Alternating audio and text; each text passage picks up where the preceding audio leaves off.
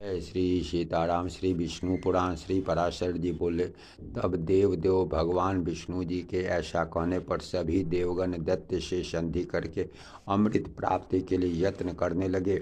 हे मैत्रेय, देव दानव और दैत्यों ने नाना प्रकार की औषधियाँ लाकर उन्हें शरद ऋतु के आकाश की सी निर्मल कांति वाले क्षीर सागर के जल में डाला और मंदराचल को मथानी तथा वासुकी नाग को नेति बनाकर बड़े वेग से अमृत मथना आरंभ की। भगवान ने जिस ओर वासुकी की पूंछ थी उस ओर देवताओं को और जिस ओर मुख था उधर दैत्यों को नियुक्त किया।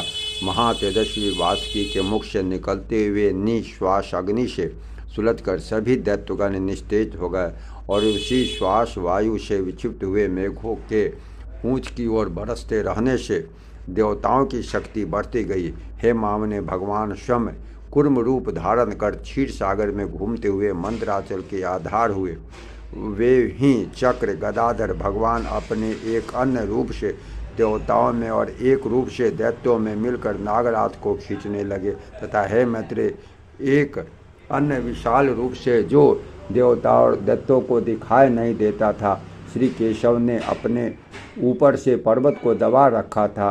भगवान श्री हरि अपने तेज से नागराज वासुकी में बल का संचार करते थे और अपने अन्य तेज से देवताओं का बल बढ़ा रहे थे। इस प्रकार देवता और दानवों द्वारा क्षीर समुद्र के मथ जाने पर पहले यज्ञ सामग्री की आश्रय रूपा सुर पूजिता कामधेनु उत्पन्न हुई। हे महामुने, उस समय देव और दानव अति प्रसन्न हुए तथा उसकी ओर चित्त खींच जाने से उनकी टकटकी बंध गई।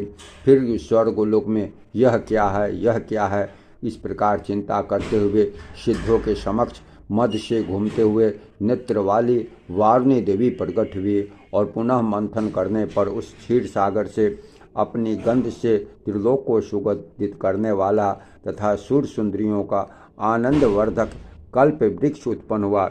हे मैत्रेय, तत्पश्चात क्षीर सागर से रूप और उदारता आदि गुणों से युक्त अति अद्भुत अप्सराएं प्रकट हुए। फिर चंद्रमा प्रकट हुआ जिसे महादेव जी ने ग्रहण कर लिया।